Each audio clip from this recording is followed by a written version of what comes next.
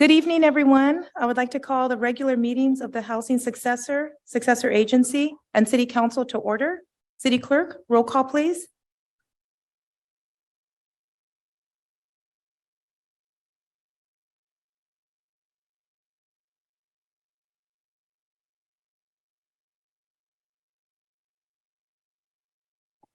Councilmember Martin.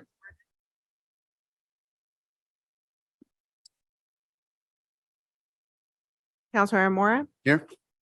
Councilmember Sarno. Absent. Mayor Pro Tem Zamora. Here. Mayor Rodriguez. Here. Thank you. Thank you. I would like to call upon Councilmember Mora to give the invocation.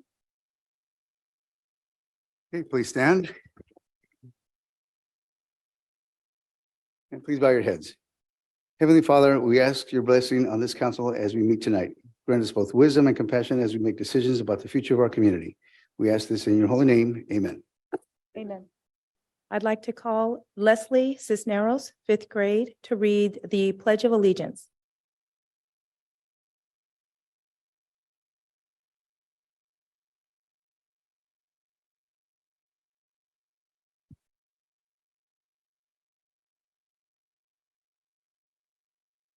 Put your right hand over your heart. Ready? Begin. I pledge allegiance to the flag of the United States of America and to the republic for which it stands, one nation, under God, indivisible, with liberty and justice for all. You may be seated.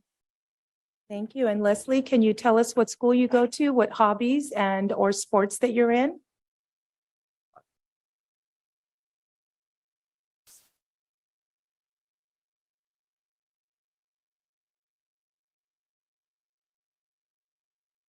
I'm in Crescent Elementary School and I do gymnastics.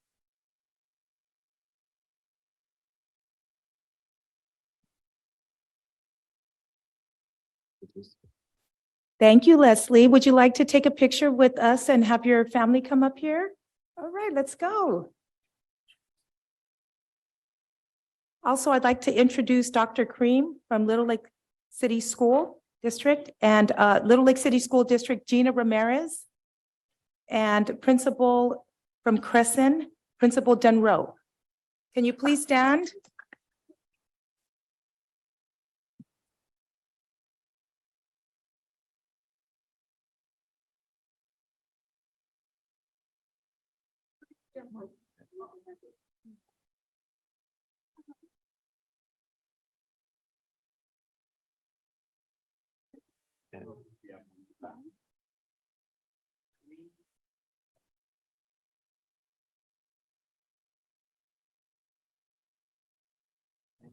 Thank you. Leslie.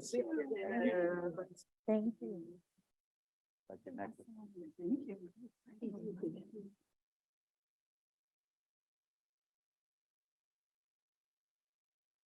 And now we will recess the meeting to walk over to the Veterans Memorial Fountain and recognize our city's veterans.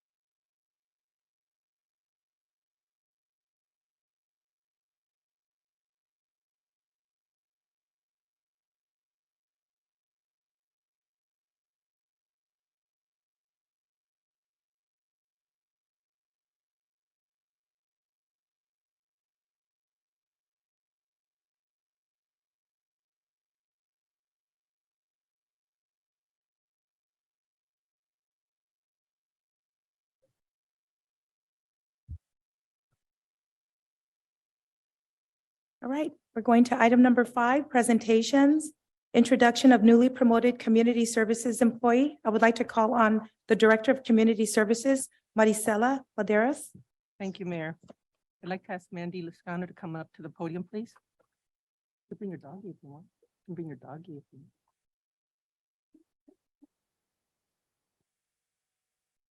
want. So I'd like to introduce the internal promotion of Mandy Lascano, Community Service Specialist in the Parks and Recreation Division. Mandy's been employed with Santa Fe Springs since 1989. She has served the community in various capacities and positions, most recently as the Administrative Assistant 2 in the Parks and Recreation Division in the Department of Community Services. Mandy holds a bachelor's degree in criminal justice from Cal State University, Los Angeles. Mandy has previously served as a community services. This is her dog, Zadie, by the way. Yeah, she's previously worked as a community service specialist, a program leader 3, and a lifeguard. She started as a lifeguard and worked her way up to supervising senior guard. She taught countless children water safety and how to swim. She also taught lifeguard training while at the Aquatic Center. She also worked with Tiny Tots, summer camp, and the Christmas float program. As an administrative assistant too, Mandy was known as the Rec-Rotary, where she helped develop rec activity and Rec and Roll patrol during COVID restrictions. Mandy began her new position on October 10th. She's responsible for all the front office operations at Town Center Hall, contract classes, and facility rentals. She brings a wealth of knowledge and innovation to her position, and we're excited at her future contributions in her new role.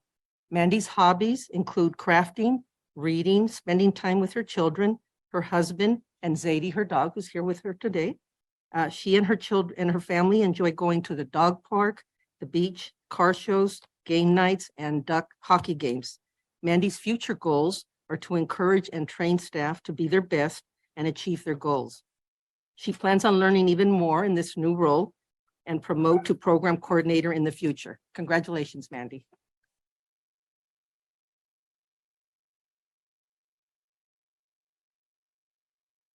Congratulations. Thank you. Now we're going off to 5B, introduction of fire rescue, presentation of the new resident and business community application, Community Connect. I would like to call on the fire chief, Brent Hayward.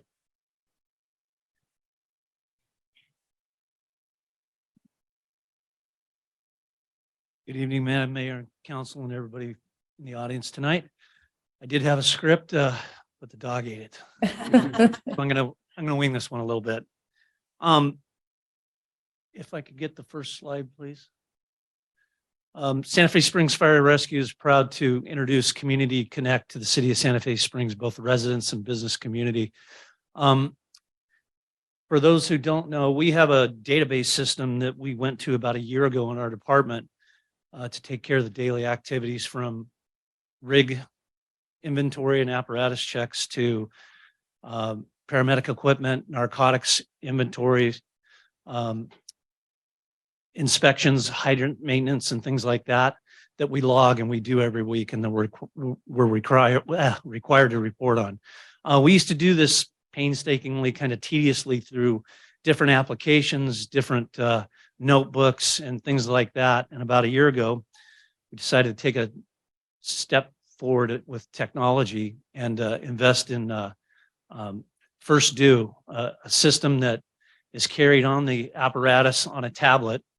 And we do our morning inspections, rig checks, hydrant maintenance, and again, our medical inventory and things that we report to the Department of Health Services on that. One of the aspects of First Do that was brought to us that was a module that we decided to buy into was this system called Community Connect. I have flyers in the back if anybody would like to take one. If you look, there's a QR code on the right-hand side. If you scan that with your mobile device, it opens you up to a website. And that website is Community Connect, that is secure, connected to the fire department only. Everything that is in the system is only available to the responding crews going to your location. So if I could get the next slide. Who is it for? it's for households, and any of this information provided through Community Connect is all voluntary based on what you're comfortable sharing. It talks about, you go into sections where you can talk about your property, the people in your property, your needs, even down to your pets. And then same for the businesses. You can upload plans, evacuation plans, plot plans of your facility, the types of people you have, any hazmats that you might have in the building, and specific things about the property that you would want us to know about. Next slide. When you do go to the QR code or go to their site, you have an opportunity in both English and Spanish to see the opening page. You create or update your profile by just clicking on residence or business. If I could get the next slide. The very first page, super basic. We don't have time to get really deep on a lot of stuff, but we need to know a little bit about you and your house. And so this was designed to be very user-friendly, very easy. And if anybody needs help, they're more than welcome to call the department and we'll walk you through it. But you quickly just create a secure account. As you can see, name, number, email, and password. Next. The next tab talks about your property. We ask you some basic questions about the property, such as, do you have children? What kind of a house is it? Does it have an elevator, sprinkler system? Do you have a smoke detector system that's more advanced than a simple smoke detector? Basements, and any other specific information about your property that you think that we would need to know while we're en route. Next. If we're there or we respond to your house and there's nobody there, you can create multiple contacts of people to call. So when we're there on scene, we can look up the contact sheets and we can start making those phone calls while we're on scene to get you back to your property or ask you questions about what may be going on at your property. Next.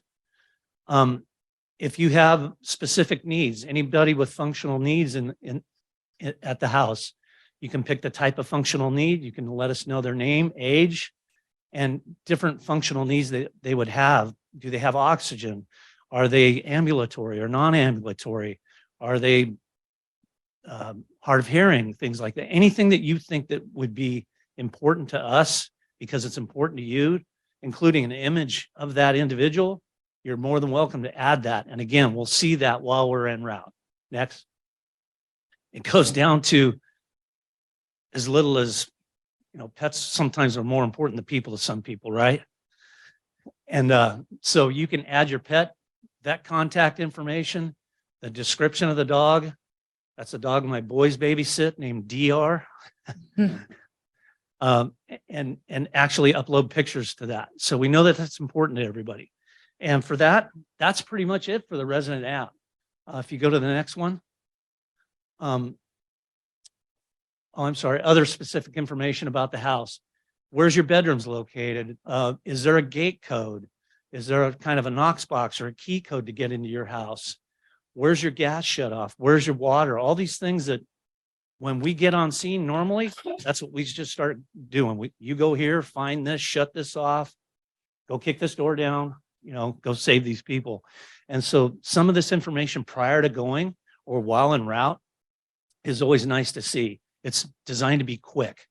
So next slide.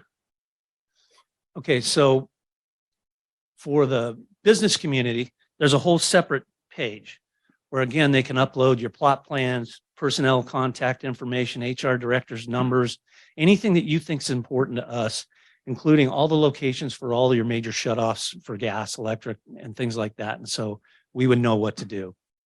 Next. Some of the other information that's on the business includes, again, like I said, the contact attachments, specifics about the occupancy, any hazardous materials or fire sprinkler systems or special systems that will be within the building. Next. So the question always comes up, we're talking about security and data and things like that. Much like businesses that have these special boxes, they're installed by the fire department. You provide us the access. We're the only ones who have it. Nobody in your business has it. And it's just designed for our use. That's what this application is designed for. The security has the same encryption that banking institutions use. and it's only available to us, the registered users of Santa Fe Springs Fire Rescue. Again, we run it on a tablet, and it's an exciting new application that I hope people would be willing to take advantage of. And so again, the flyers are in the back. Thank you very much for your time.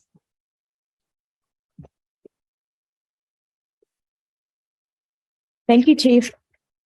Unless anybody had any questions.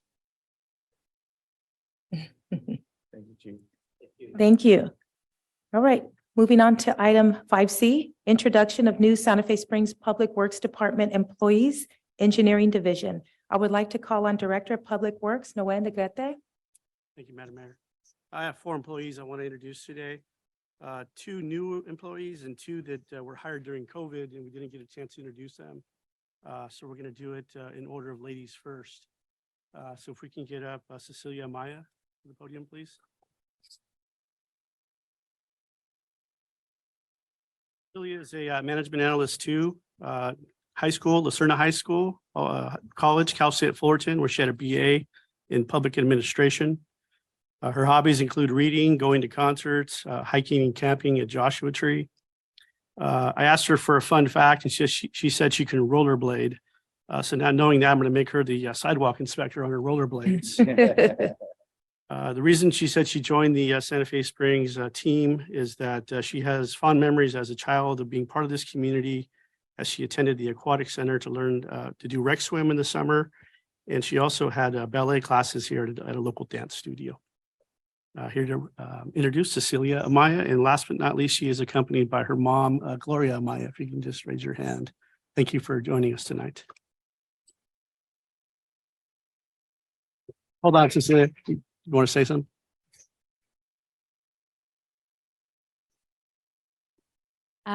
Next month will be 2 years that I've been here, and it's been wonderful working with all the City of Santa Fe Springs employees, and it's been great giving back to the community through Public Works. Thank you.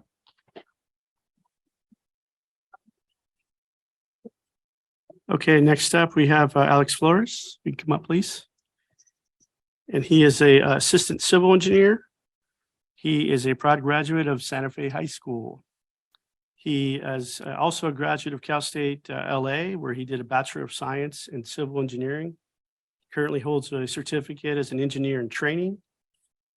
His wife and his son weren't able to accompany him today as his son fell asleep, which I told him he could do that here as well, but he didn't go for that. He likes playing the guitar. He ran cross country, so he still enjoys running for leisure. His hobbies include following the Lakers, Dodgers, and the Cowboys. And he says he can eat pizza every day and never get tired of it. He joined the Santa Fe Springs team. He spent about 5 years as a consultant. If I'm reading right here, hold on a second here. 6 years as a consultant. And we took him there as a consultant. This is his first job working for a city. He lives in Pico Rivera. He grew up in the community and is hopeful to improve and maintain the city's infrastructure. With that, I'd like to introduce Alex Flores.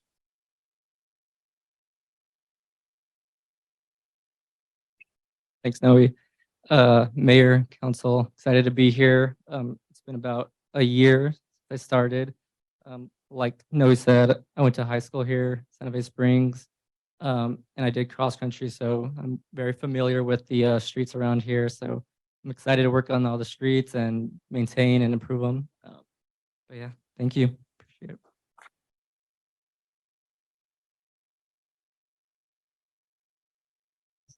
Okay, next up, we have Elias Garcia. Elias, please stand. Come on to the podium. Let's see, graduate of Segerstrom High School in Santa Ana, Cal State Fullerton again. It's kind of funny, Robert is a Cal State Fullerton graduate, so I'm kind of wondering what's going on with the hiring here. Wayne, you're a graduate too. Okay, we won't hold that against you. Let's see, he has a BS in civil engineering. He is a licensed civil engineer and also a licensed traffic engineer in the state of California. Let's see, he's here accompanied by his wife, Quinn Nguyen. Quinn, you raise your hand. Thank you. When I asked Elias if he had any kids, he says they were coming soon. So just letting you know, he's working on that. His hobbies include hiking, camping, and gardening. He's also a big fan of the Arsenal Football Club.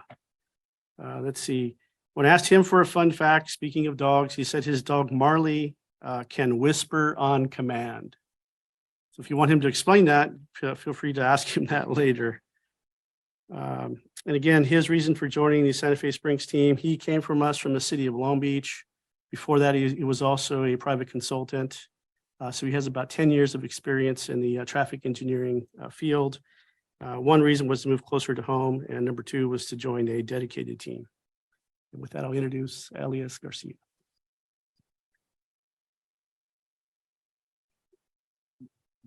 That 10 minutes, right? Well, Madam Mayor, council, and staff, community. It's a pleasure for me to be here. It's an opportunity for me to develop in my practice and to assist the folks of this community. I hope to be here for many more years, and I'm glad to be on the team.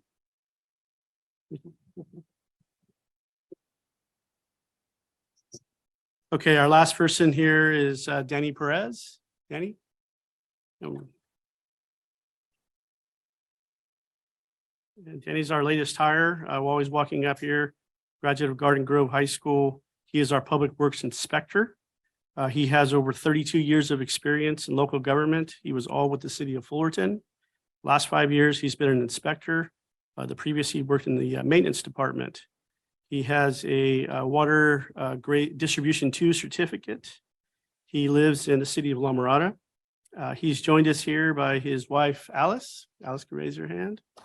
And his two sons, Isaiah and Noah, if they can raise their hands as well.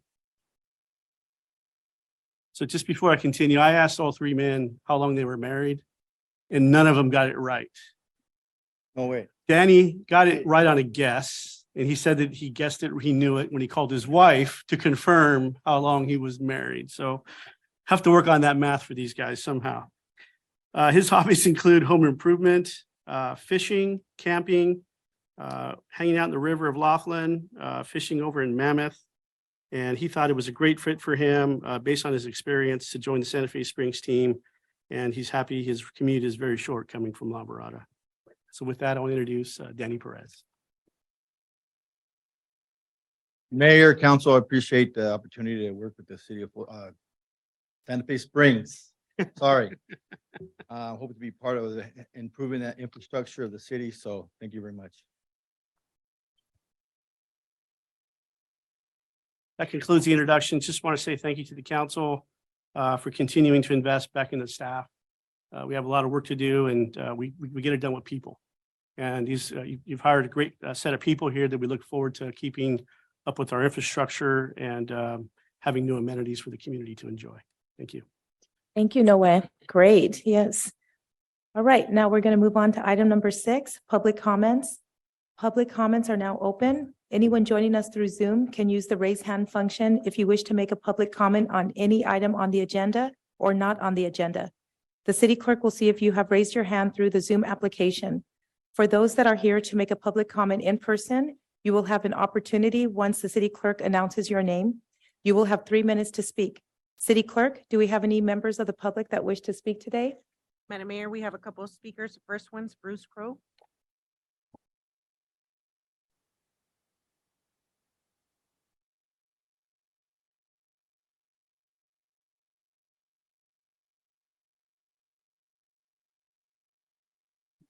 Good evening, council. My name is Bruce Crow. I live in your neighboring city of Downey.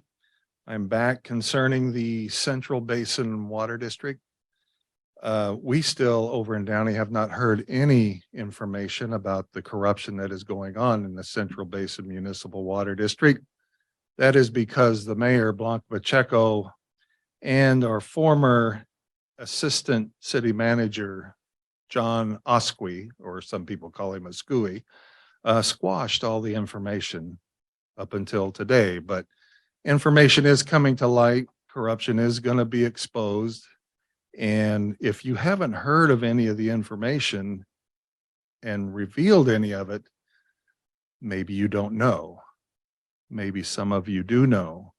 There could be one of you, there could be three of you, could be two of you, but you probably won't know because they keep it pretty much under wraps.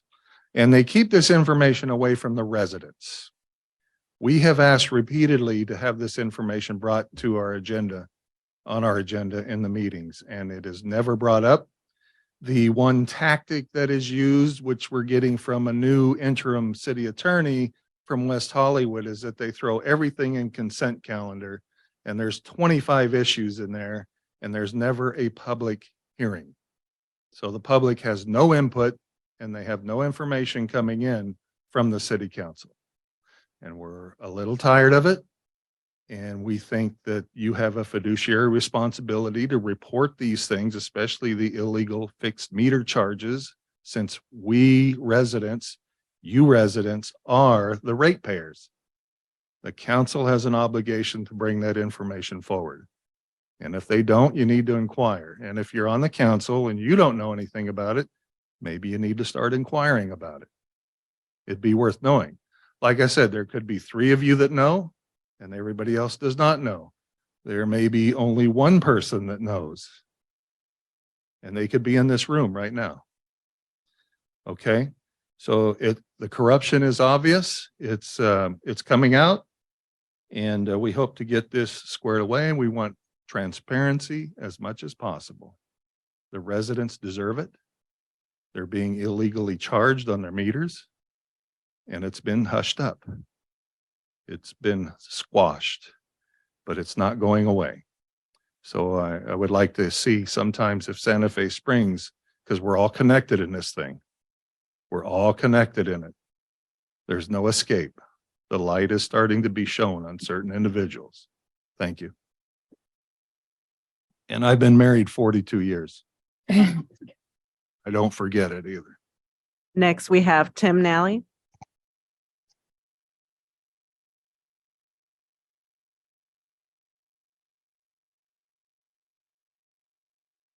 Good evening, council. We still have an issue over on Greenleaf Avenue out there in front of, down the street from St. Paul's High School. Before you get to it, coming from Mulberry, going south. And a couple of potholes as you get up towards Swordsman's Way.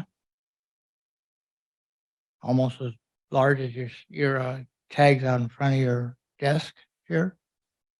They need to be fixed, and the crosswalk needs to be striped out there in front of Stadium Way. It's coming apart. It's about time of the year to pave that that street toward like around Christmas time, first of the year, and no one's there. Maybe the other side of the street will do the same. Yeah. Have a nice one. Thanks. Next, we have Janie Aguirre.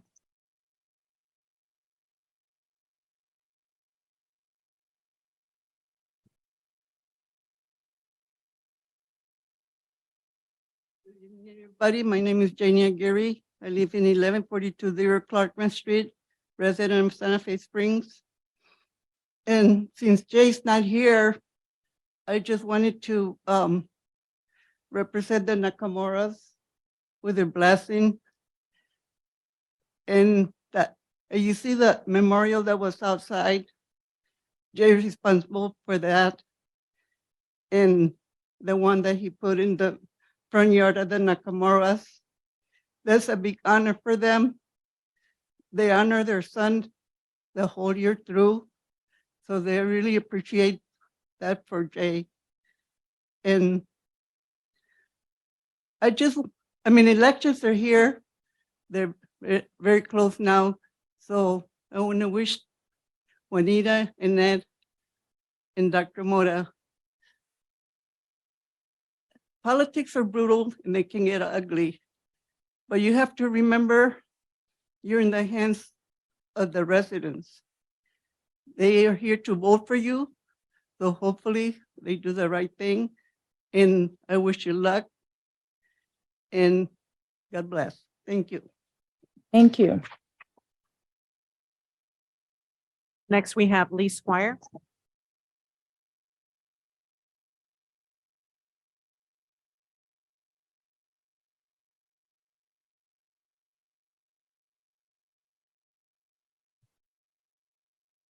Good evening, City Council. We, the people of the city of Santa Fe Springs. The presentation I'm doing tonight, I did the last Tuesday city council meeting before the mayor Blanca Pacheco and the city council. Lee Squire, City of Downey, Vietnam era veteran, auditor, fraud examiner, mayor and city council, and to we, the people of Santa Fe Springs. First, when will the city council place on the regular meeting agenda the court ruling against Central Basin for violations of the free speech rights of its board member, Leticia Vasquez Wilson? We, the people, have a right to know when you attack people's freedom of speech. It also started with former Downey Assistant City Manager John Escue and also involving Central Basin's firm AMLO. Second, omissions from the campaign literature of Downey's Blanca Pacheco in her run for state assembly, which she omitted and she refused to answer at the council meeting last Tuesday, are the following.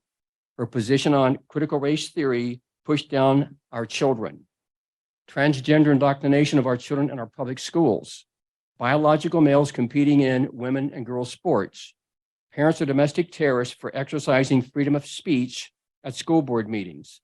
She also concealed that she went to work for AMLO law firm who betrayed the water ratepayers in 24 cities. In closing, as a veteran, I'm going to edit the last one. The language is defund the police is go to Hades. Parents of domestic terrorists, go to Hades. The American flag is racist, go to Hades. The U.S. Constitution is racist, go to Hades. And George Washington is a racist, you can go to Hades. God bless America. God bless the nation of Israel. God bless military and veterans, and God bless our local policing and their families. Thank you. Next, we have Isabel Cervantes.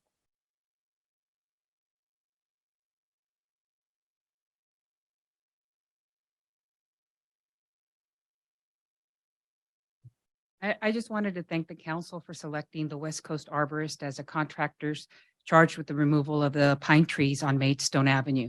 West Coast Arborist personnel were professional, courteous, and very accommodating to the residents of Maidstone Avenue. And if the city does utilize a preferred vendors list, West Coast Arborist should be at the top of your list. Thank you. Thank you. Madam Mayor, the next two speakers are via Zoom. The first one's Frank Feldman.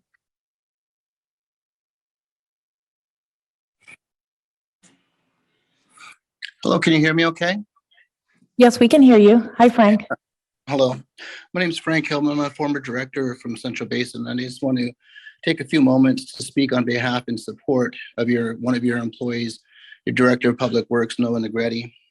In particular, his service as an appointed board member for the Central Basin Municipal Water District. As you already have tonight, but you probably endured some comments that are difficult to hear because some of them just simply aren't true and they are unkind. For example, Noah Negretti has been instrumental in reversing the meter charge and refunding all of that money back to the meter water customers. So you should thank him for that. Noah Negretti has, as many of you already know, is an outstanding person, exemplary employee for Santa Fe Springs, and a valued and respected board member for Central Basin. Among his many great qualities are his professionalism, his ability to provide clear leadership, his ability to make sound decisions regarding budget, policy, staffing, and strategic planning. Over the past 2 years, Noah has acted on behalf of the Central Basin Municipal Water District and all of its customers. He has delivered strong leadership, developed relationships with staff, community, fellow purveyors, and fellow board members. Despite all the negativity, Noah Negretti rose above it all to be an effective leader. I want to thank Noe for his sacrifice and the city of Santa Fe Springs, the mayor, council, and city manager for allowing us to benefit from his strong leadership, and is very much appreciated.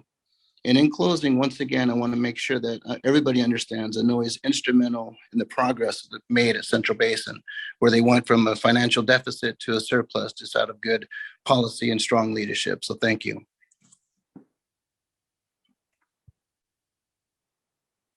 Thank you. Okay. Thank you. All right, I will now close public comments and move on to the next item. Item number 7, Housing Successor Authority Agenda. We have one consent item. Is there a motion for the approval of item number 7? Second. All those in favor, say aye. Aye. Those opposed? So ordered. Item number 8, successor agency agenda. We have one consent item. Is there a motion for the approval of item number 8? I'll move. Second. All those in favor, say aye. Aye. Those opposed? So ordered. Item number 9, city council agenda. We have 8 consent items A through H. Is there a motion for the approval of the city council consent agenda? I'll move A through H. All those in favor, say aye. Aye. Those opposed? So ordered. Item number 10, Santa Fe Springs Aquatic Center Community Feedback. I would like to call on Parks and Recreation Services Manager Gus Hernandez.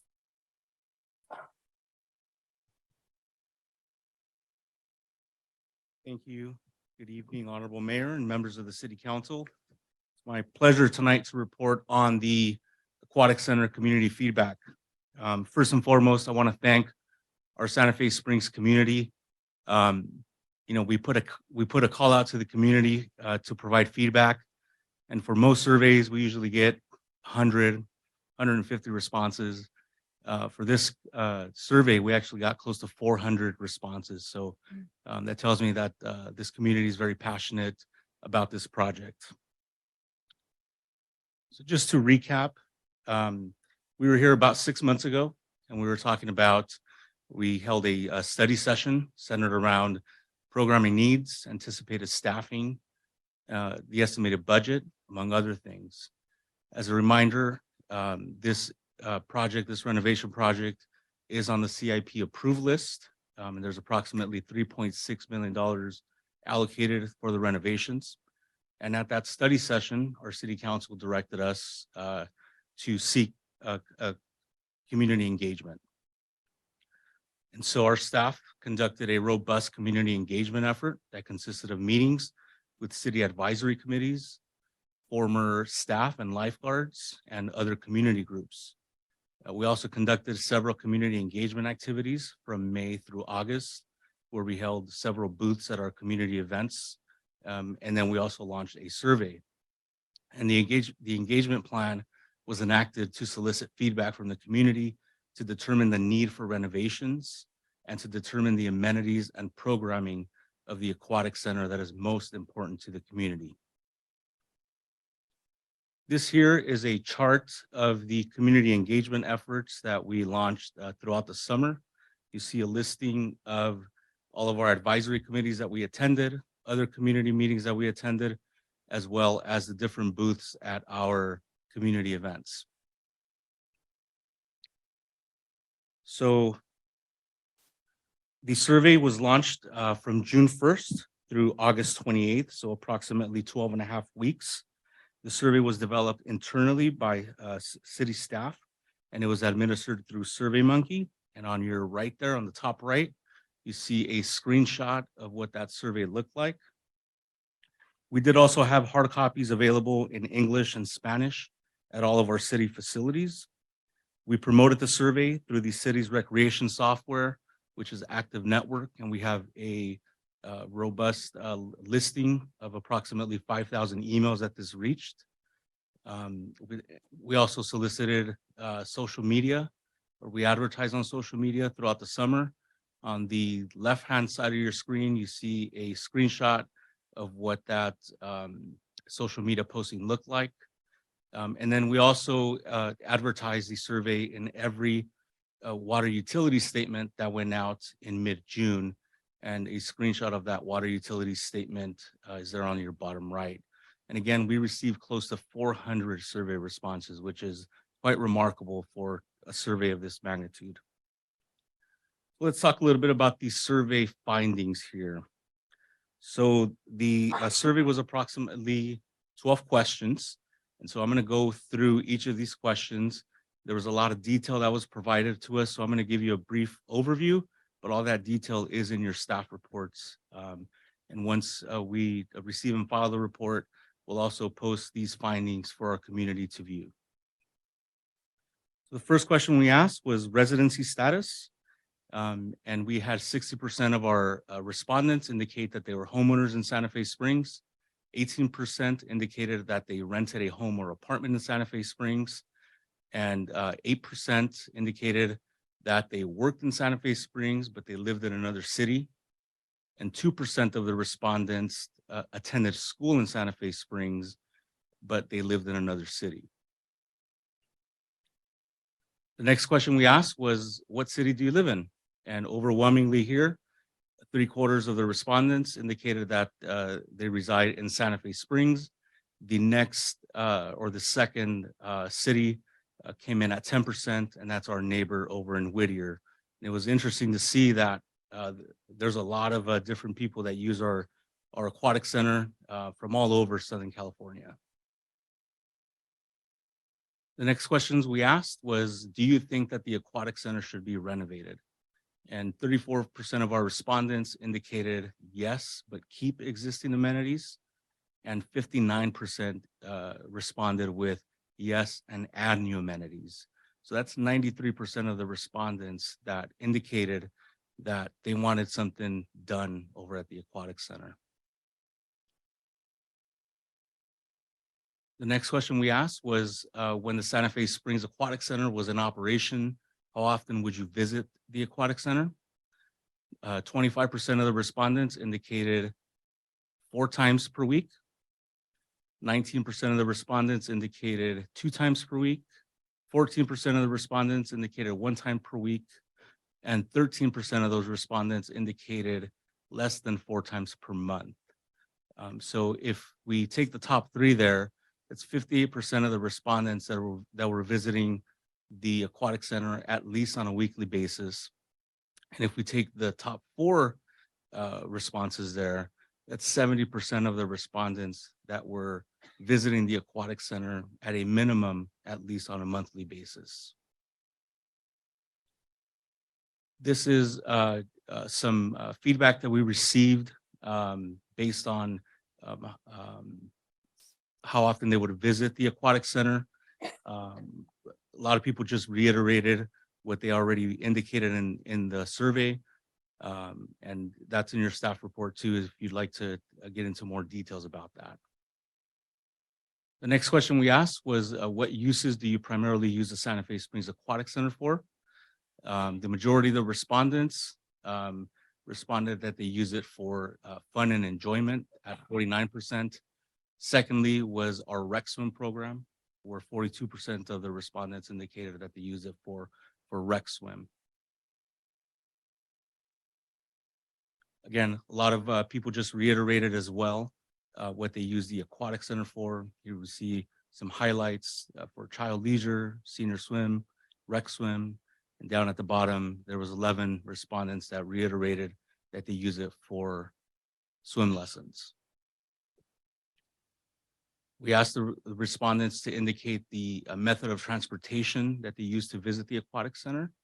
And no surprise here, 75% of the respondents indicated that they drive to the aquatic center, while 20% walk to the aquatic center.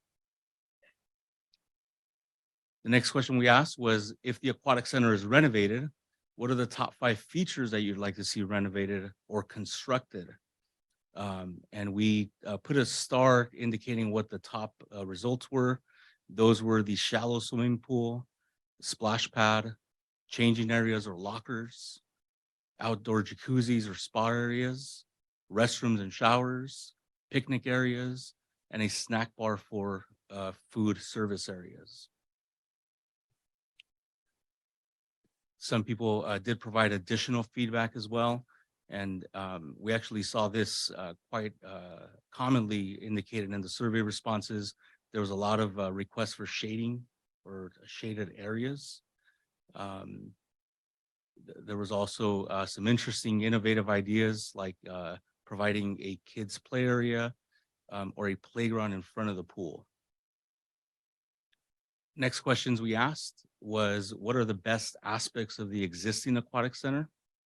And so here, no surprise, the top areas that were indicated by respondents was the pools and the programming. And again, some people indicated or reiterated to us that they wanted classes for kids, bring back the spas, and the diving boards. The next question we asked was in order of importance to please rank the activities or programs that respondents thought should be prioritized to be offered at the Aquatic Center from 1 to 14, 1 being the top choice. And so I'll just go over what the top choices were here, but number 1 came rec swim. Number 2 was group swim lessons. Number 3 was private swim lessons. Number 4 was aqua aerobics or water exercise. Number 5 was lap swim. And number 6 was lifeguard training or certification courses. This here, I won't get into the details of that. That's just a different table showing the exact responses of each respondent. That's in your staff report as well. You guys can view that at your leisure. Next, we asked to help understand the community profile better.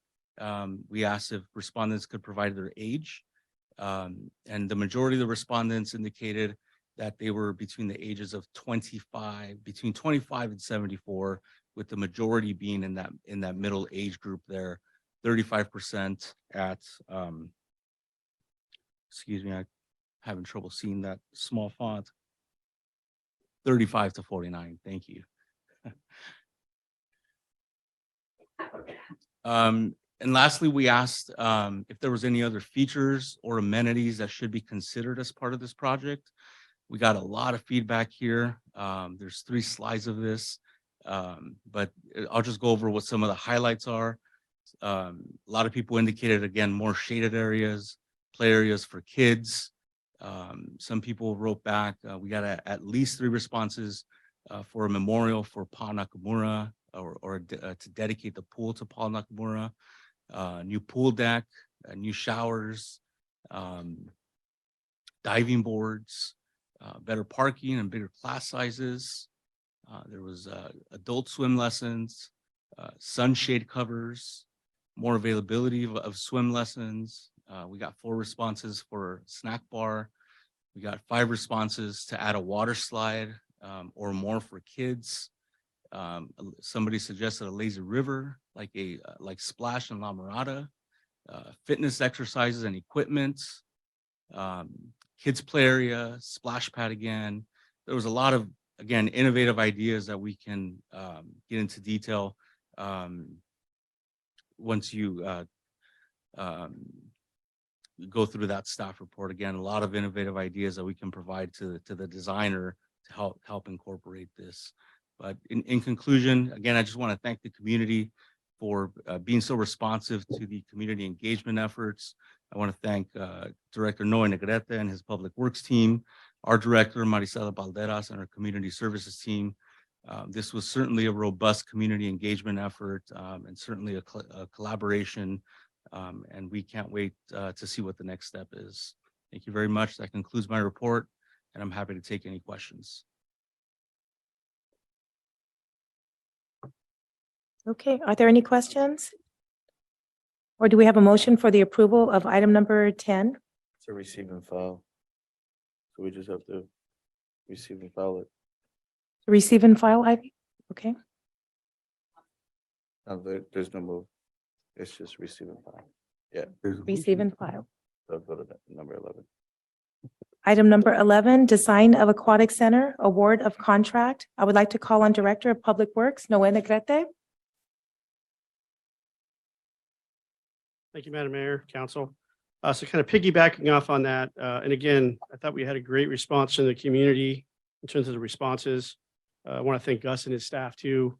We were greatly surprised at all the feedback we got. You saw the different opinions we got there. So now we're going to the next phase of this, which as we were doing the outreach to all the different clubs and community organizations, we went out to the parks and the concerts to get feedback. On August 9th, we actually issued an RFP for the aquatic center design to start that, to get a designer in here, looking at essentially modernizing the existing facility. So it's leaving the buildings intact, but doing improvements inside the 4 walls of the buildings, and then looking at everything we want to do on the outside, whether it's pools, shallow pools, which we'll get into. But there's some basic things that needed to be done, like locker rooms, offices, bathrooms, the pump house, the deck. And then we can get into what size pool we want, but we know we need a pool, right? We need at least one pool there. Whether we need a shallow pool or not, that's also to be in the design. But there's definitely some things that you need to have there. We got 4 proposals we received from 4 different companies. You can see their prices here.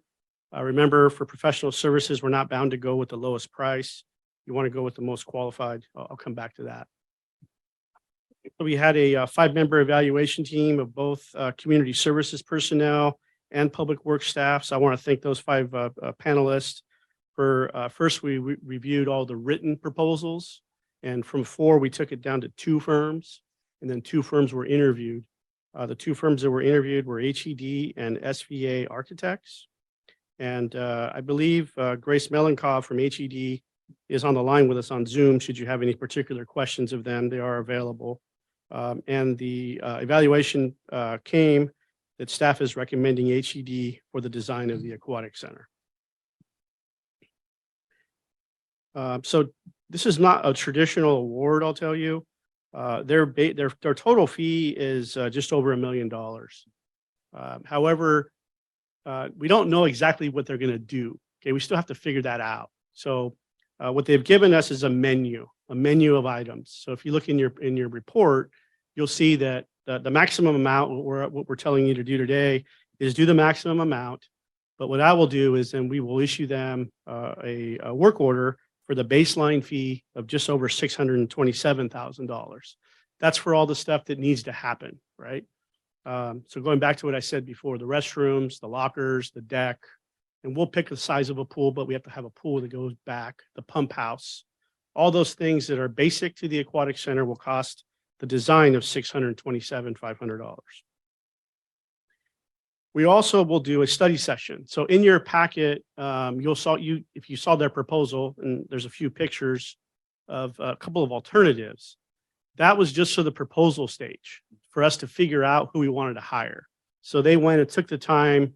They actually looked at 3 different options for us, but that's just for the proposal. Okay, what we're planning on doing is, if you approve this tonight, then we'll get them started. They'll work on collecting data, and then they're going to take a lot of that input that you just saw right now from the community. Right, they haven't even seen any of that. We'll have them take a look at that, gather that in, and then they will develop 3 alternatives based on that input as well. From that, we'll have a study session. And at that study session, we will talk about the different amenities. So for example, in their proposal, there's different options that are beyond the base. So if we want to have a LEED certified building, which is more environmentally conscious, if you want to call it that, that will come at a price. That's it. That will be more than the $627,000. Also, if you want to have a splash pad or a picnic area with a shade structure, a water play structure, which is essentially in a shallow pool. Let's see if I can show you here. So this is just one of the alternatives here. So this is kind of the same configuration. You have the competition pool, and then instead of the shallow pool just being a rectangle is what it is today, they kind of put some shape into it, and there's different depths here. So you can have maybe water aerobics over here, but you can still have an area for people to play in on this side, smaller kids. In this example, they put a water slide here on the north side with some shade on this side. They put a therapy pool, which is more common in some of the more recent aquatics, as an example, and also shade structures there. And then they put a splash pad over on this side. As an example of an alternative.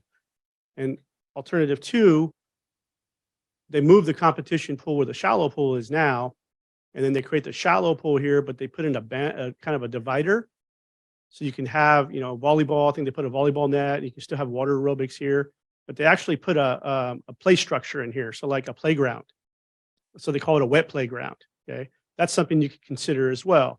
Again, they put a water slide over here where the other one was a splash pad, and then they moved the splash pad to this area, and then moved the picnic area and shade structure to this area. Those are just 2 examples. Okay, so what we'll bring in multiple examples and we will mix and match to see if you want something as an amenity. Now, that amenity will come with, a price for the design, but also will come with the price for the construction. So just as a reminder, today, if you go forward, the total fee is just over $1 million. Obviously, we're going to start at the 627, and then with your direction after the study session, we'll build upon that price depending on the amenities that we do pick. But as Gus said, we have just over $3.6 million currently. So if we spend the full million, for easy math, you have 2.6 left over. We're going to need more than 2.6 to build it. So I think it's incumbent upon us now to start looking for money and to try to get that money. So that way, by the time we're done with the design, we're not asking ourselves, how do we build this? Because we don't have any money. So that's one of the tasks we need to start doing now.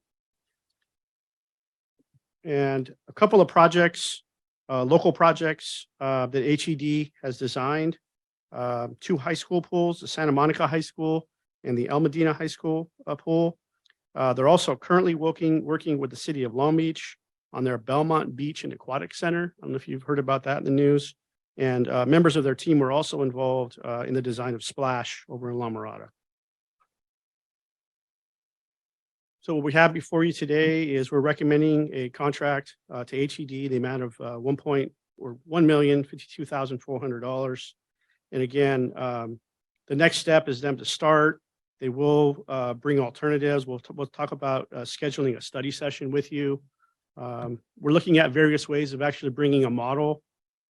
As part of the interview, they actually brought a model, on a table, put 3 different models, a 3D model with a 3D printer, and kind of move things around for us to be able to see. And we're hoping to do that kind of an interactive process with you as well.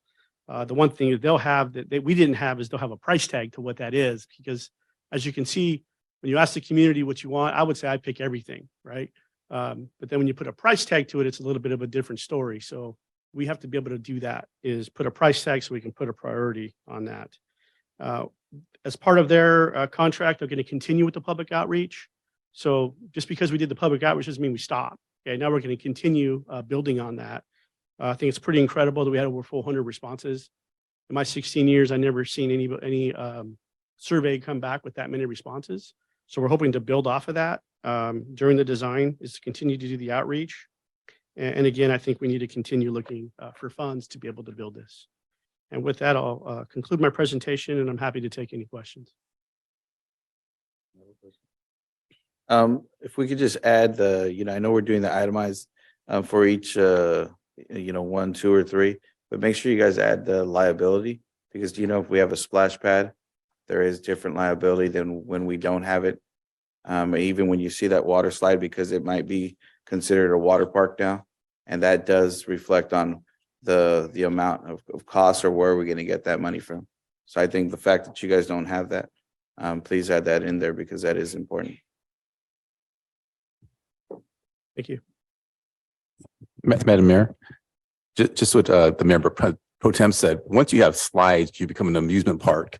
And so beyond the insurance, there's also the issue of staffing. So you have to staff it much more intensively. So there's an operational cost. I'm sure Recreation is looking at that, talking to other facilities. So there'll be a cost to that too.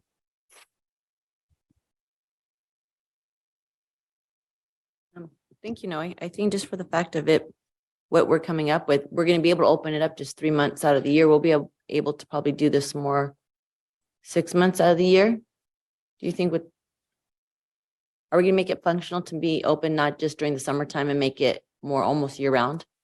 Yeah, that's something for you to consider.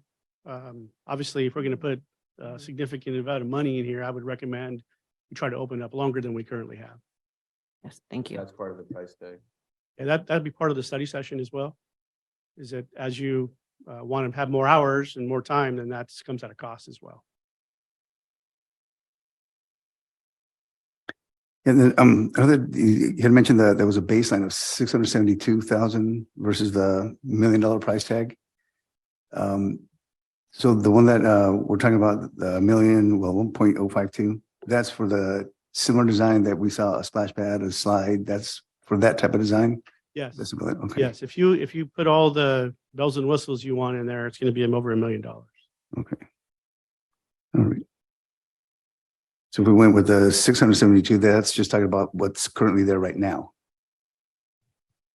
as a baseline. Okay. Yeah. So I would recommend that you just today that you award it for the 1,052,000. Mm. And then we will control in terms of what they start on. We'll start at the 627. And then after the study session, we can talk if you want to add more than the 627 based on the direction you give. When are we expected to have the study session? Haven't determined that just yet. We want to get them started and they'll give us a schedule. All right, and then when you get the schedule, just, I mean, even before the study session, if you can just give us all the information you have, so just in case any residents have questions, we can have answers, or if we all have the same cue cards that help us all out and answering the same questions the same way, so.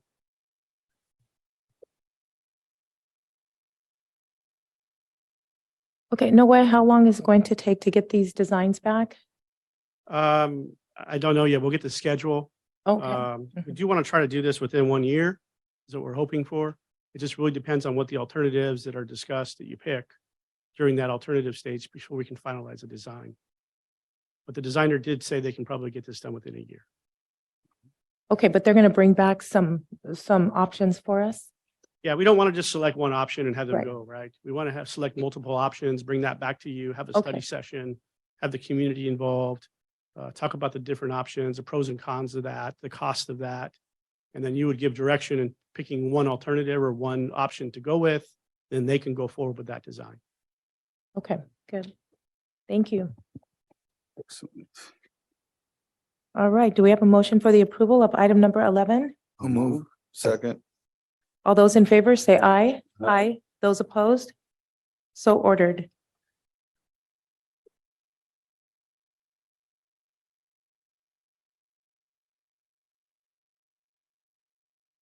Just introduce me.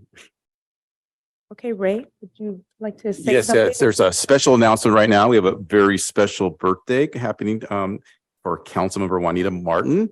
And I saw a beautiful cake that see that? If it's as good as it looks, it's gonna be a pretty darn good cake there. So look at that. It's pretty elaborate. So on three, going to sing happy birthday to the council member. 1, 2, 3. Happy To you. Happy birthday to you. Happy birthday, dear Juanita. Happy birthday to you. Queremos touchdown.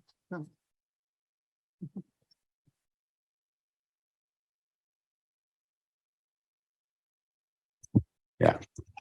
We'll have that cut up for everybody by the time the meeting ends.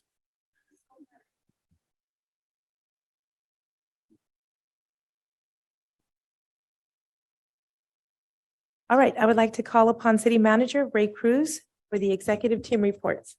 Yes, Madam Mayor, members of City Council, we get a first slide up here.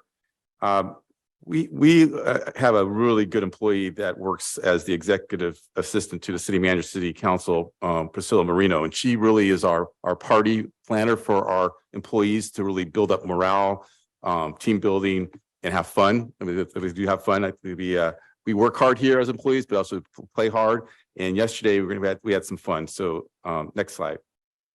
So we had an employee Halloween luncheon, and you can see we were standing in line for a taco cart, but also there was funnel cake, and that funnel cake to die for. It was so we had really good food. Next slide. And it was themed with the Dia de los Muertos decor, and you can see that staff did a great job getting that all decorated that way. Next slide. And then each department, we didn't have a competition, but people kind of competed by departments. So we'll see some themes here. So first slide is our finance department. They're doing Dia de los Muertos theme with the 3 ladies there. Then planning, they were all individual condiments.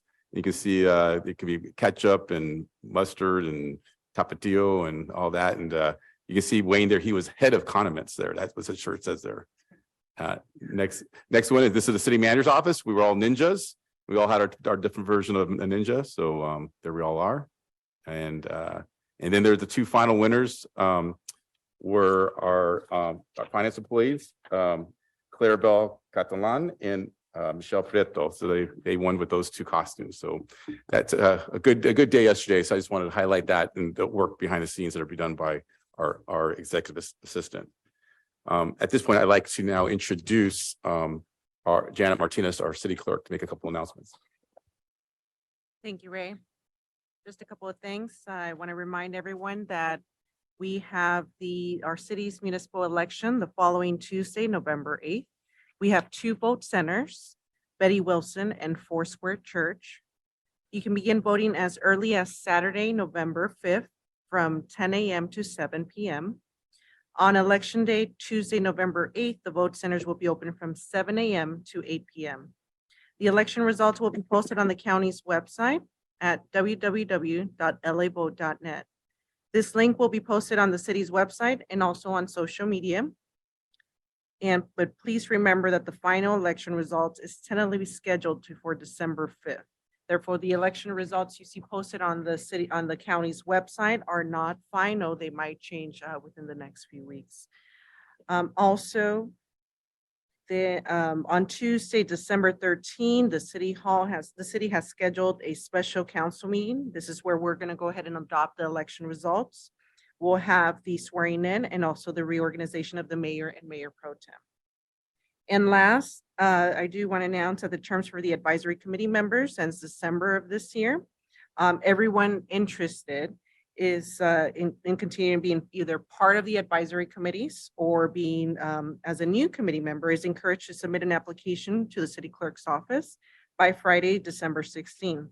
Applications will be available in the office, or you could download it on the city's website.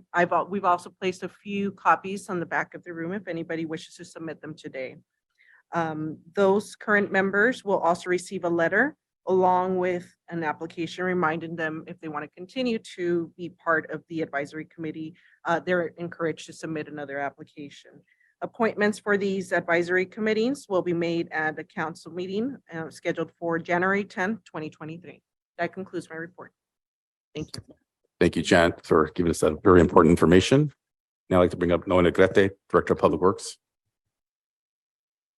Thanks, Ray. Just a couple of quick items. So a lot of things go on in public works and maintenance that just go out of sight, out of mind. But this is just a quick recap of our 2022 catch basin maintenance inspections. So we have about 394 catch basins in the city. They're inspected essentially 4 times during the year, 3 times during the wet season, which you should probably ask me when is a wet season in Southern California, but that's there is a wet season, and then 1 time during the dry season. So you can see here, these are actual photos of the before and after inside the catch basin. You can see just a lot of leaves, trash does build up in there. You have to go out and clean it. These are the trash racks that are in front of your catch basin. Again, leaves, grass clippings, trash that does build up in front of that. And they do get cleaned up. Otherwise, we're out of compliance. And again, we don't want this trash to go towards into the channels and eventually into the ocean. We want to try to clean them before they get to that point. All right, next one, Santa Fe Springs Park parking lot. This is an aerial view here. You can see all the new parking stalls that were added without encroaching into the park, the handball court or the wading pool or the horseshoe pits. Happy to announce that the park will open this Friday, November 4th. So I want to thank my staff for working tremendously on this. The community, those homes that were up against the northerly embankment there for their cooperation, for the noise, and community services staff for their involvement in this project. And then the last other project I'm happy to report on is the Los Santos Park Playground. Will break ground on Monday, November 7th. So again, this project is definitely a supply chain issue problem. As a reminder, we awarded this contract back in December of last year to the contractor, and they were just barely, actually the materials are still en route from Missouri, and they believe they'll get here by Monday so they can start putting up the temporary fence and start constructing the new playground. And we're hoping to have that before the end of this year. That concludes my report. Thank you, Noe. Now Director of Planning, Wayne Morrell. Yes, thank you. A couple items real quickly. In keeping with what the city manager said, this year, there was a scarecrow contest and make a guess who won. So just think on that for a moment. So because we won, we all get treated to pizza. Yep. Also, just for everyone information, so Amazon's top 5 selling Halloween costume. 5th is Stranger Things, 4, Dinosaur, 3, Spider-Man, number 2, The Witch, but make a guess, which one is number 1?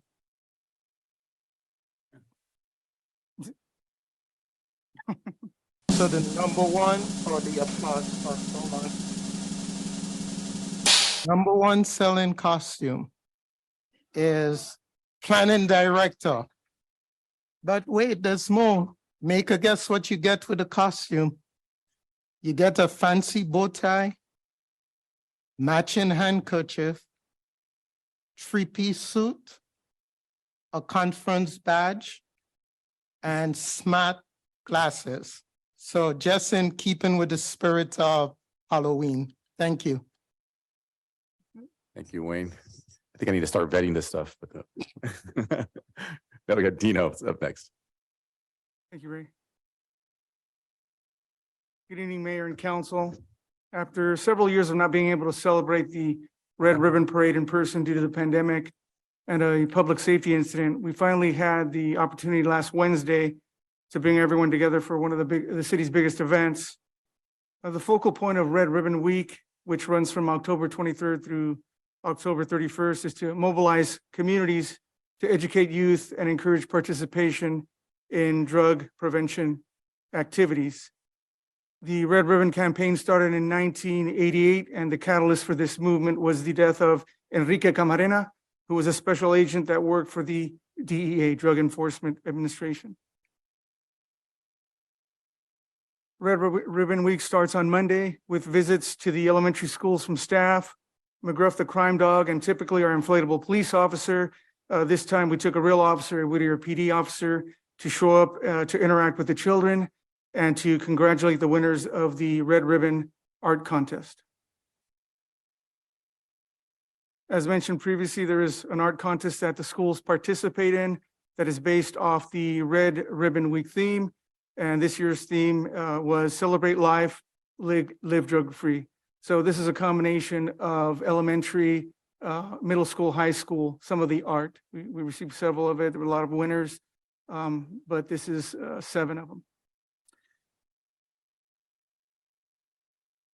Here's some pictures from the parade. You know, the fire department participating there, schools. There's a little arch that goes across the street that Jersey Elementary puts together. And so every year we have more and more participation from the schools and from the community. Here's some more pictures. We have St. Paul High School there, they're cheerleaders. We have some members of Rancho Santa Gertrudis, policing team, and others, recreation department. And lastly, I want to thank everyone, starting with the community who has been supportive of this program for close to 3 decades, the youth in our community who are our main audience and objective, the schools, city departments, and outside agencies, and of course, the city council has always been supportive of this program. Thank you very much. Thank you, Dino. Now, Chief Hayward. Thank you, Ray. Good evening again. Dino, thank you again for the invitation for the fire department. We're very happy to be able to participate again with everybody.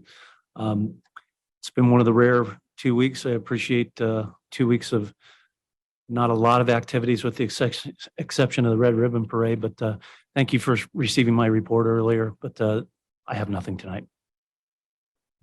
Thank you, Chief. Now, Travis Hickey, Finance Director.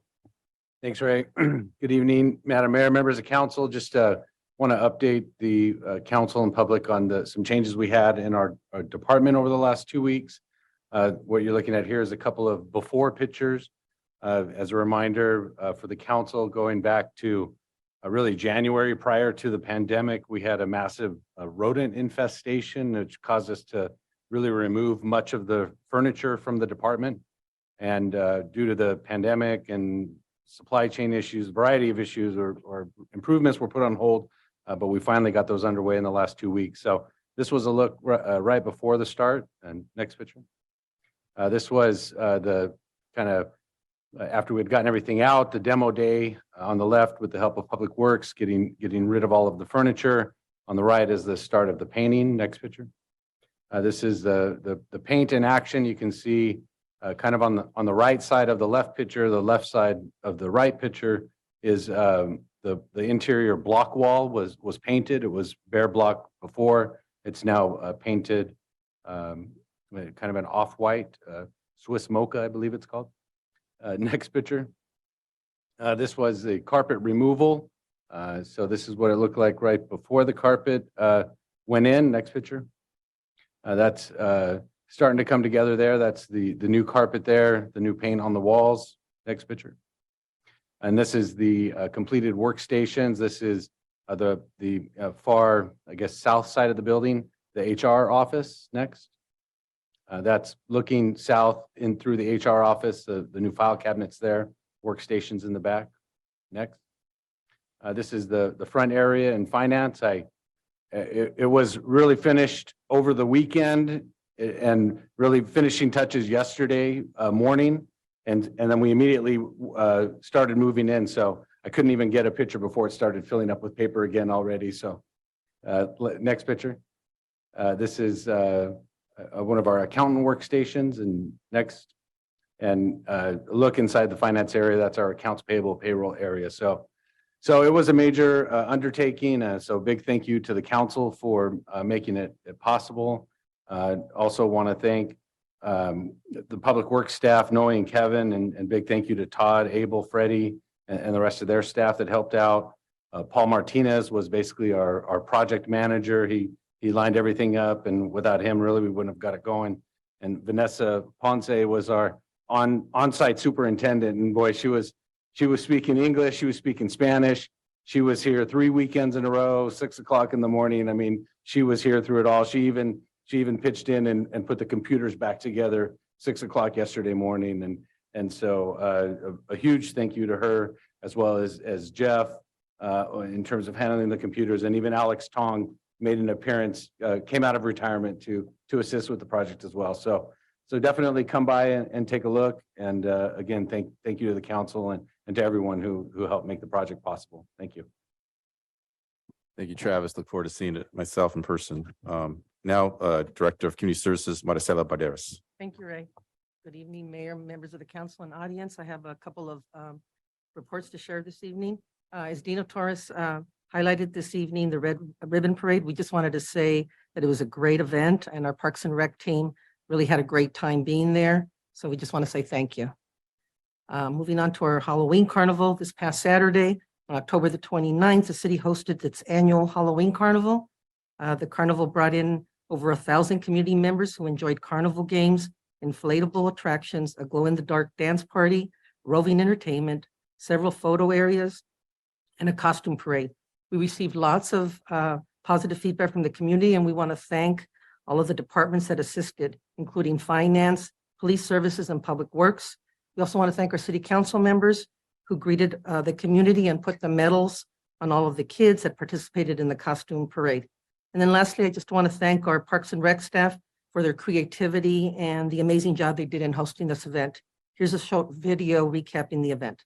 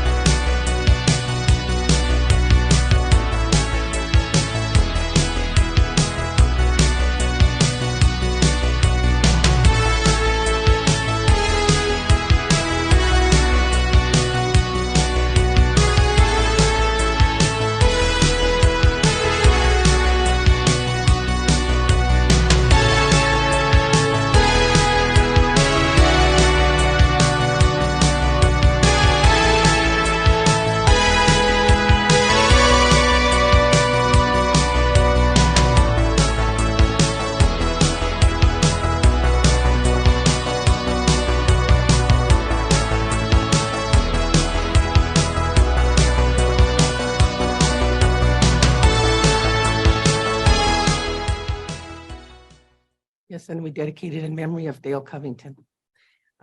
Next, our Family and Human Services Division, we continue to accept pre-registration for our annual Thankful Neighbor Food Basket Program. The registration deadline is Thursday, November the 10th. And for more information or to register, families and individuals can contact the Gus Velasco Neighborhood Center. Then our lantern tours, they resumed after a 2-year break on Friday, October the 21st at Heritage Park. Storytellers led 370 guests throughout the park, and they told the guests spooky stories about the exhibits at the park. The tour culminated in a special effects show in the Carriage Barn. The program would not have been possible without the help of our volunteers and the Historical and Community Preservation Advisory Committee. I also want to commend our library staff for the great job they did to bring back this event for our community. Here's a short video of the event.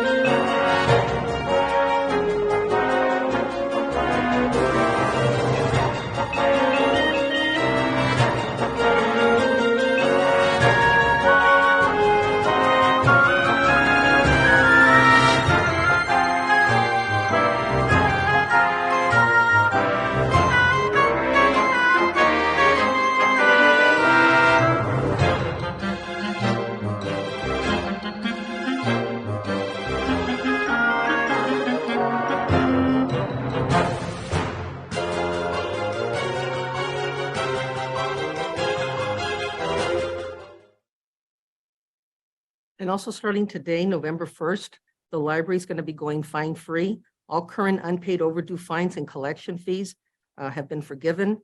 This was approved by our city council as part of the budget for fiscal year 22-23. Going forward, there will be no overdue fines assessed.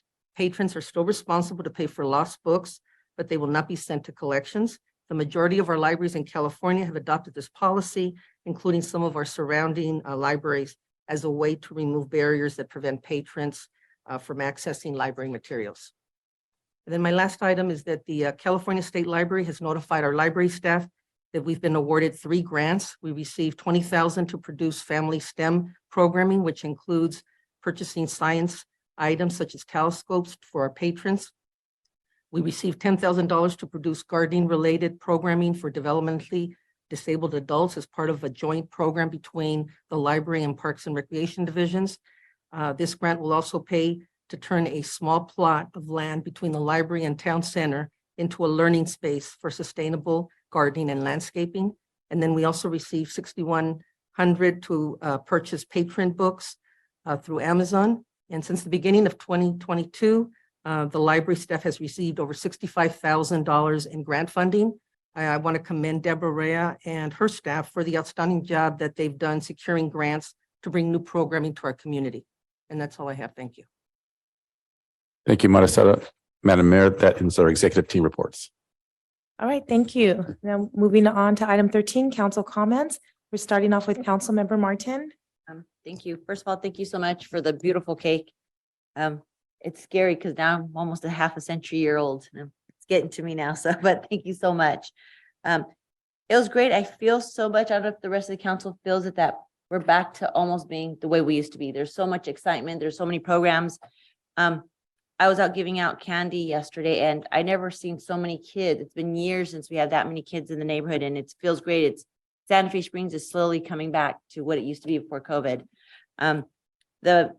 The Halloween event, great. On Saturday, it was great. Everything was wonderful. It seemed like there was more kids than ever.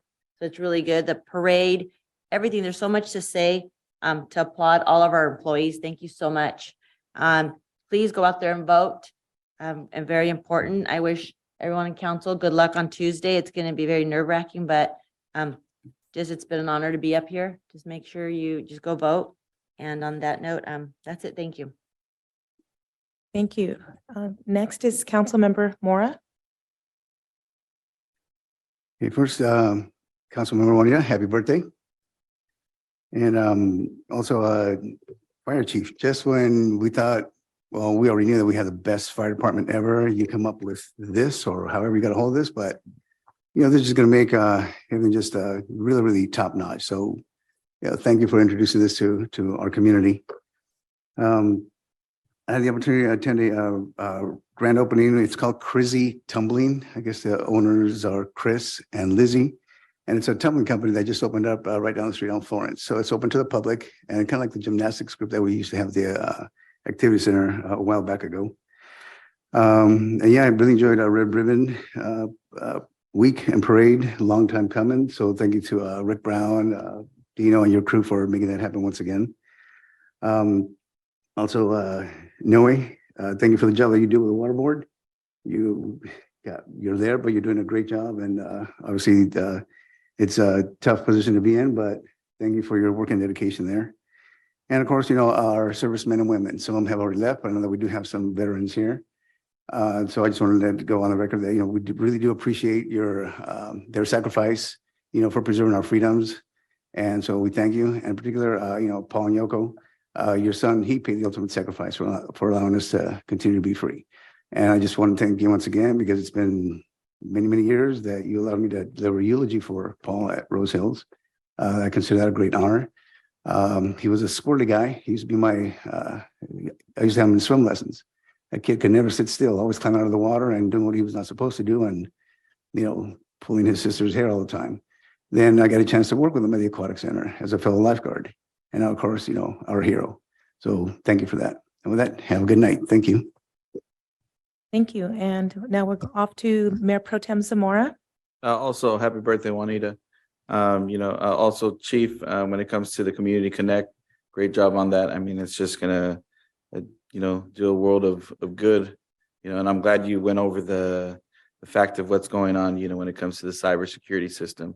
It helps out because I know people are putting personal information in there.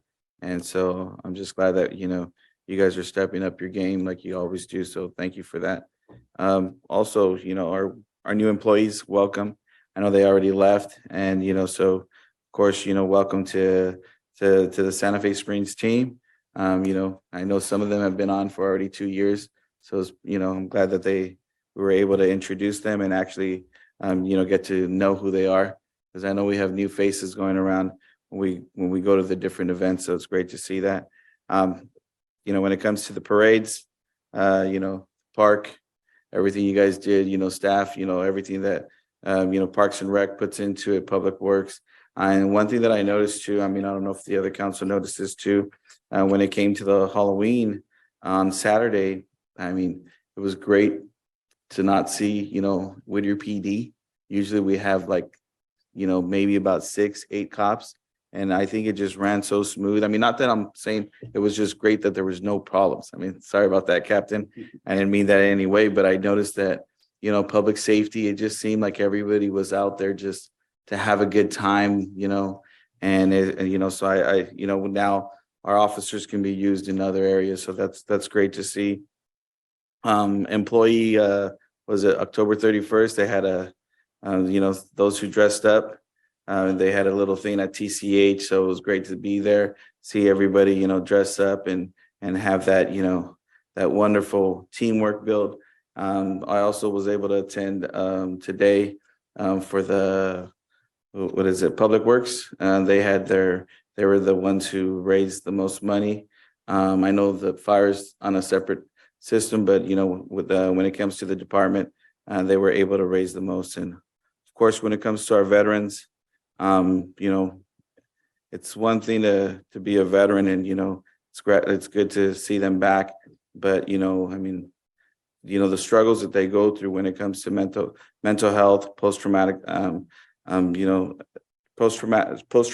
stress disorder, even their families. The fact that the families pay an ultimate price, like the Nakamuras, but we also have other families that are always struggling, when you have somebody away and they lay down their life, then they're always sacrificing. And the only person that I've ever known to walk this earth that was willing to lay down their life for us and our freedom and, was Jesus Christ. So I do commend them on that. I just ask that God may always put a hedge of protection around around our veterans, our soldiers, and our leaders. So God bless you guys. Have a good night. Thank you very much. And also, everybody said exactly what I wanted to say too, but I have a couple of other things. I wanted to congratulate Mandy and all of our new employees that are here. Congratulations. I know some of them have been here for a while. Happy birthday, Juanita. Birthdays are fun, it just shows that we've been around for a while and we appreciate every day that we're here on earth. So thank you and happy birthday. I wanted to also say that I wanted to thank our third grade students from Rancho Santa Gertrudis. They had a tour here last week. And thank you to our Mayor Pro Tem and Councilmember Mora for coming in. The kids had a council meeting here. It was beautiful. They asked all these very nice questions. We watched a cartoon and we headed over to the fire station. I want to thank the chief and all our firefighters. They were, if you would have seen the video, I actually posted it. It was so cute. I got permission from the school to post it. The kids were so excited when they saw Sparky run up and they were just screaming and having a good time. Then they moved over to the library and I want to thank our librarians and everybody that was there. They were very happy there. Mayor Pro Tem Zamora, I don't know what he did. Maybe he gave them some candy because they were very hyper getting ready for the pizza party. Then we routed them to the teen center and they just had a fantastic day. And I think that's what it's all about is, bringing our youth in here and our seniors, make sure our programs are in place and just making sure that this is a great quality of life for everybody. I wanted to say that the Red Ribbon Parade was amazing. Actually, I've been here for 4 years, but that was the first parade that I've been on. So I just loved it. I want to thank all of our residents and our students that were there and the council and all of our staff that put it together. It was just a beautiful event. I was just so appreciative I was humbled and honored just to be there with all of you. And also, there is another birthday that I wanted to celebrate. I wanted to say happy birthday to my dad. He's going to be 86 years old tomorrow. And, I love you and thank you for being here. So we'll celebrate, maybe we'll celebrate tonight. I don't know. I wanted to say that we did see 3 coyotes in back of the Bradwell Parquet running around yesterday, and my husband seen them the day before. So I just wanted to let everybody know that lives around that area, our former council, former mayor, Lori, I want you to be careful. The coyotes, I couldn't believe how many were running around there. I stopped to take pictures so that I can give them to Dino, and they ran so fast, so I couldn't take the pictures. But I wanted to say thank you to our Public Works. They had a pizza party today, as our Mayor Pro Tem had stated. It was wonderful to be around them. And we had 2 caught in the acts there because they do such good deeds, and we finally caught them in the act of doing their good deeds. So I want to thank them for that. And that's all I have. I just want to wish everybody a wonderful day and a wonderful Veterans Day. I want to thank you all of our veterans. Thank you all for giving us our freedom and fighting for us and making this a better world to live in. Thank you so much. And I would like to adjourn this meeting. Thanks.